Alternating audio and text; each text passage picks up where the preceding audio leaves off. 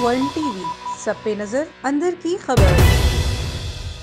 आलमी यौम स्काउट हर साल 22 फरवरी को पूरी दुनिया में मनाया जाता है। इस दिन खुसूसी तौर पर स्काउट्स के बानी रॉबर्ट बैडन पावल को इनकी सालगिरह पर खराजे तहसीन पेश किया जाता है। रॉबर्ट बैडन पावल 1857 में पैदा हुए और उन्होंने अपनी पूरी जिंदगी स्काउटिंग तहरीक के लिए वक्फ कर दी, इसलिए इनको पूरी दुनिया में स्काउटिंग के बानी के तौर पर याद किया जाता है। इस दिन को पूरी दुनिया के स्काउट्स बानी स्काउट्स की याद और अपने फराइज के साथ तजदीद अहद के दिन के तौर पर मनाते हैं। स्काउट्स हमारे वो जवान होते हैं जो किसी भी नागहानी आफत में अवाम की इमदाद के लिए पेश रहते हैं। मुतासरीन को तिब्बी इमदाद देना हो या फिर किसी जगह से निकालना, स्काउट्स हर इमदादी काम में सफ़े अव्वल में नजर आते हैं। स्काउट्स की अहमियत का अंदाजा इस बात से लगाया जा सकता है कि पाकिस्तान के पहले चीफ स्काउट बाबा कौम कायद-ए-आज़म मोहम्मद अली जिन्ना ने कहा था कि स्काउट्स हमारे नौजवानों की किरदार साजी, इनकी जिस्मानी, ज़हनी और रूहानी नशोनुमा को फरोग देने, अच्छे नज़्म व ज़ब्त सिखाने, कारआमद और अच्छा शहरी बनाने में बहुत अहम किरदार अदा कर सकती है। पाकिस्तान में भी आज आलमी यौम स्काउट के हवाले से तकरीब का एहतमाम किया गया, जिसमें वज़ीर-ए-आज़म इमरान खान ने शिरकत की। आलमी यौम स्काउट के दिन की मुनासबत से हुकूमत ने क्लीन एंड ग्रीन पाकिस्तान मुहिम को स्काउट्स के साथ मंसूब कर दिया। वज़ीर आज़म ने स्काउट्स को इस दिन की मुबारकबाद देते हुए कहा कि शजरकारी मुहिम के आगाज के लिए ये दिन इसलिए चुना ताकि ये पैगाम दे सके कि हमारा ये इकदाम हमारे नौजवानों का मुस्तकबिल महफूज बनाने के लिए है। उन्होंने मजीद कहा कि पाकिस्तान इन 10 ममालिक में है जो कि मौसमियाती तब्दीली से सबसे ज्यादा मुतासिर हो सकते हैं। स्काउट्स को मुखातिब करते हुए उन्होंने कहा कि पाकिस्तान को मौसमियाती तब्दीली से बचाने की जिम्मेदारी अब आपकी है। पाकिस्तान में इस वक्त स्काउट्स की तादाद 8 लाख है,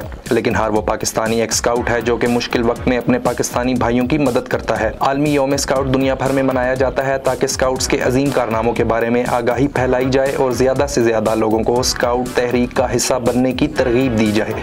उसामा भट्टी, A1 TV, Islamabad. A1 TV, सब पे नजर, अंदर की खबर।